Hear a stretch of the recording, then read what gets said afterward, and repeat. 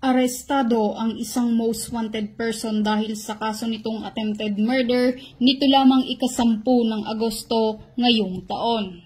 Kinilala ang suspect na si alias Dick, 30 taong gulang, walang asawa, tricycle driver at residente ng Apari, Cagayan. Dinakip ito sa bisa ng warrant of arrest na may inirekomendang piyansa na 100,000 piso para sa kaniyang pansamantalang kalayaan. Ang naturang warrant of arrest ay inihain ng magkasanib na puwersa ng Apari Police Station sa pamumuno ni Police Major Ignacio Dihun Dinulong Jr., Officer in Charge at Operatiba ng 1st Mobile Force Platoon, 2nd Cagayan Provincial Mobile Force Company, Provincial Intelligence Team Cagayan North, Regional Intelligence Unit 2 at Apari Maritime Law Enforcement Team.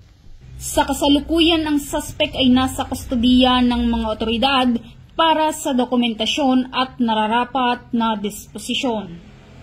Mula dito sa Lambak ng Cagayan, ako ang inyong Police News Network Correspondent, Patrolwoman Wendy Rumbawa, alagad ng batas, tagataguyod ng balitang pulis.